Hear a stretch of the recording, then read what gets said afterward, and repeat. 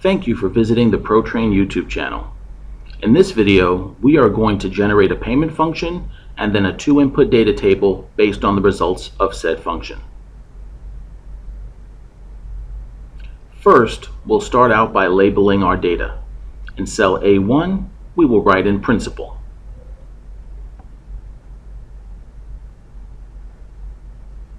In cell B1, we'll write in the label for term. In C1, interest rate. And in D1, monthly payment.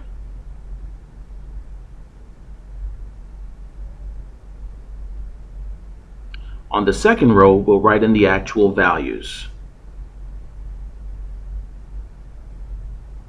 300,000 for the principal, a 30-year term, and a 4% interest rate. We'll use the payment function to derive the monthly payment from those variables.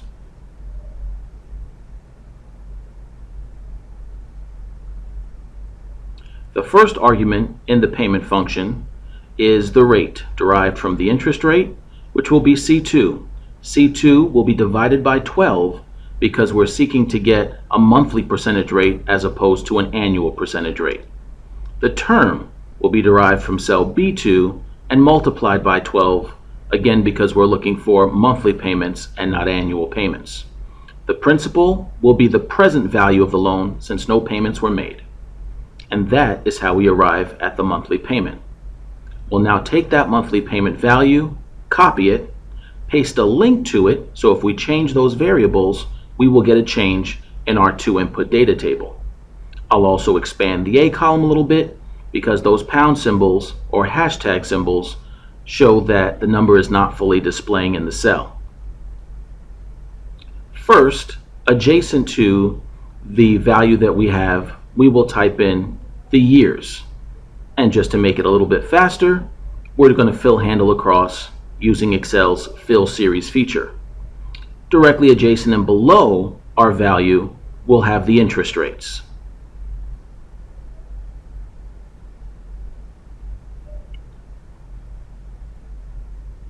And for the sake of speed, using Excel's fill series feature again, we will fill that series with all the subsequent interest rates.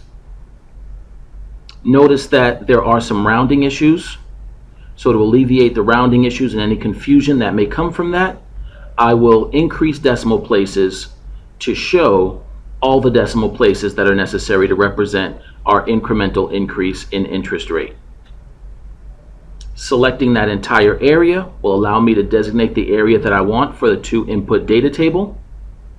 Going to the data ribbon, what if analysis, and data table, I'll be able to enter the row input cell, which in this case is cell B2, the column input cell, which in this case is cell C2,